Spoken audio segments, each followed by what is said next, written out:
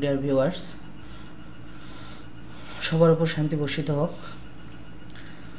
তো আমি আজকে আপনাদেরকে দেখাবো কিভাবে মান্ডালা ডিজাইন করতে হয়, কিভাবে টেমপ্লেটটা সেট আপ করতে হয় এবং কিভাবে মান্ডালা ডিজাইনটা এক্সপোর্ট করতে হয় এটা দেখাবো।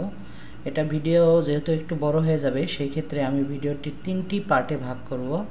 তো প্রথম পার্টে আপনাদেরকে স্বাগতম। পরবর্তীতে আপনাদের জন্য আরও দুইটি পার্ট আসবে, আরও পার্ট আসবে ধারাবাহিকভাবে। কিভাবে আপনারা এই মান্ডালা ডিজাইন ফ্রি পিকে দিবেন বা কোনো স্টক সাইটে দিবেন সেটা, এবং কিভাবে ইউজ করবেন, কিভাবে এগুলো মকআপ সেটআপ করবেন, সেগুলো বিস্তারিতভাবে আমাদের ধারাবাহিকভাবে এই পর্বটি চলে আসবে। তো যাই হোক, কথাবার্তা না বলে কাজ শুরু করা যাক। তো প্রথমে ইলুস্ট্রেটরটা অন করে নেবেন, অ্যাডোব ইলুস্ট্রেটর। এবং আমি ইলুস্ট্রেটর ভার্সন আপনার 2023টা ইউজ করতেছি।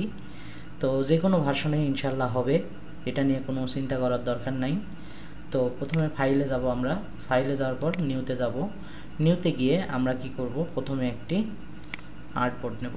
আর্টবোর্ডটা হচ্ছে আপনি প্রথমে এটাকে মিলিমিটার করা আছে, পিক্সেল করে দিবেন। পিক্সেল দিবেন হচ্ছে 1000 বাই 1000, হাইট 1000 দিবেন, উইথ 1000 দিবেন।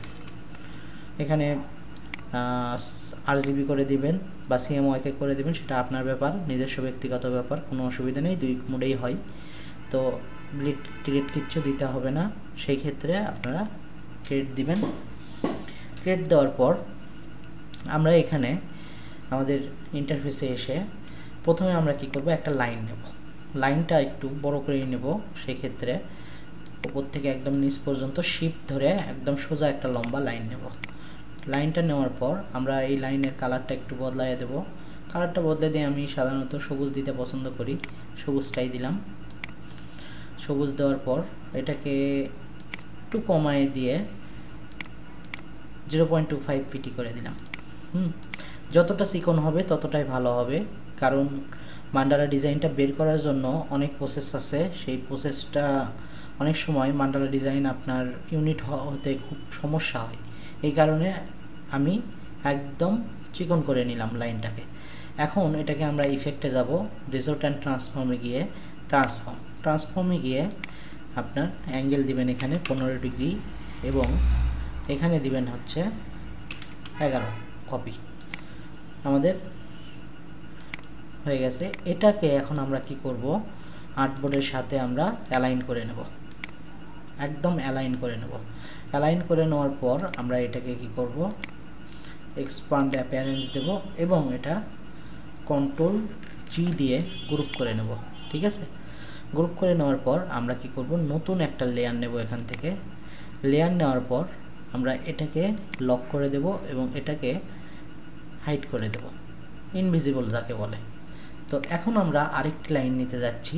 এই লাইনটা একদম পেজ, এই যে ইন্টারসেক্ট ওঠার সাথে সাথে পেজের একদম মাথা থেকে শুরু করে শিফট ধরে একদম এই যে পেজ লেখা আছে এই পেজ পর্যন্ত টেনে দিবেন। একদম বাইরে যাবেন না, গেলে একটু অসুবিধা আছে। যাই হোক, এখন আমরা এটাকে অ্যালাইন করতেছি। ওকে, যেহেতু ইন্টারসেক্ট ধরে করছি, মাঝখানেই আছে। তো এটাকে এখন আমরা কি করব, দেখব যে এটা কত আছে, 500 বাই 500 আছে কিনা। হ্যাঁ, 500 বাই 500 আছে। তো এখন এটাকে আমরা কি করব, Ctrl+C দিয়ে কপি করব এবং Ctrl+F দিয়ে পেস্ট ইন ফন্ট করব।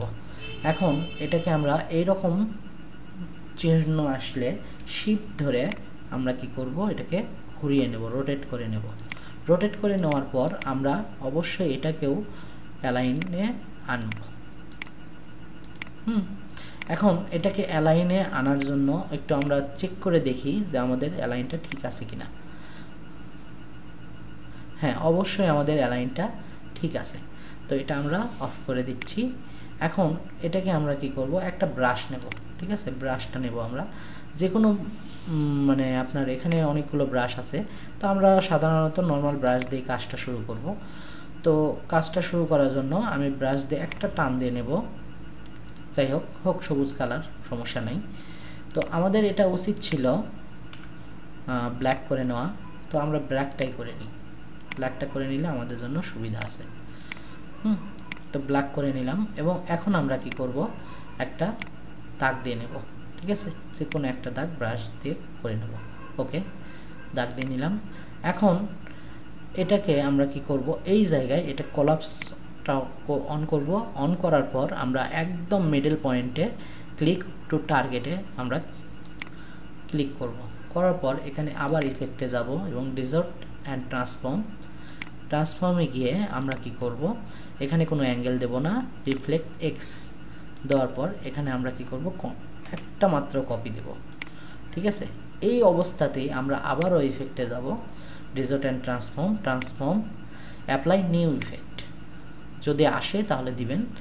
দেওয়ার পর আমরা এখানে কি করব, 30 ডিগ্রি অ্যাঙ্গেল দেব এবং এখানে আবার কি করব, আমরা 11টা কপি দেব। দেওয়ার পর আমাদের এইরকম আসবে।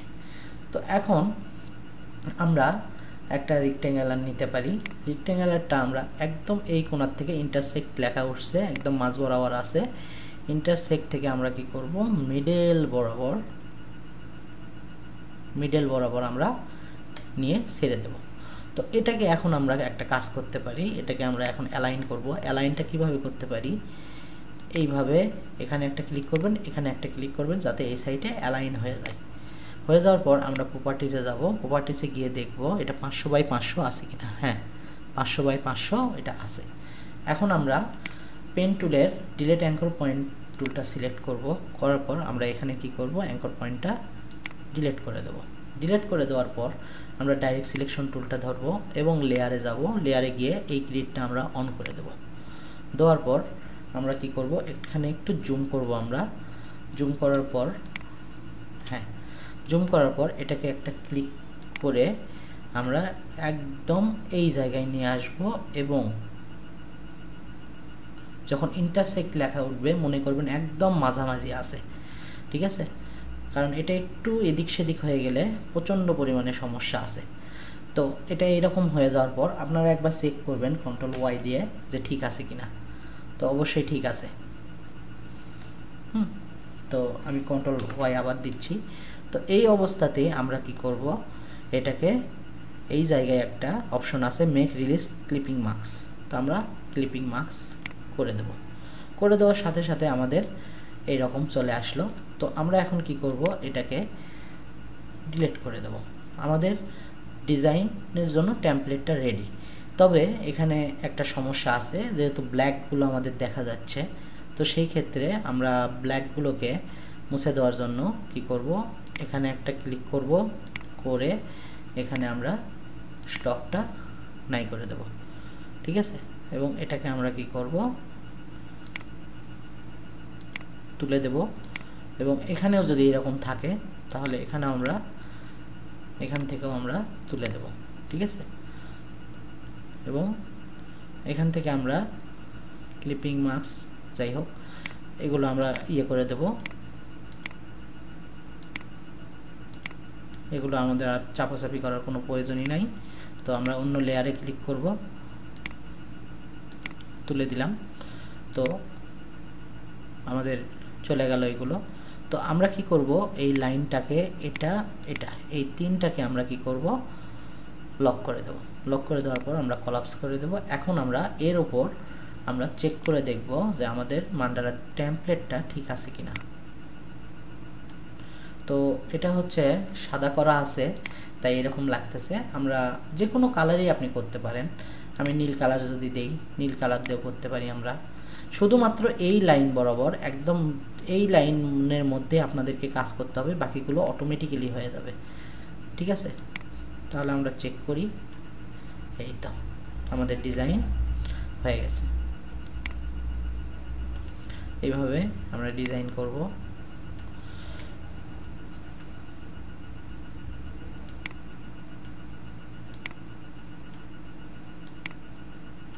ওকে,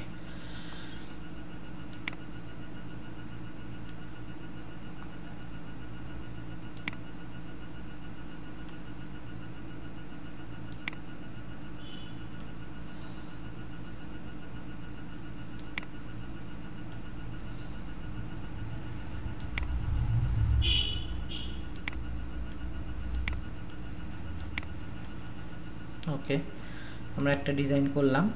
তো এই জায়গায় যদি আমরা একটা বড় করে ফোঁটা দিই, সবগুলোতেই ফোঁটা হয়ে যাবে।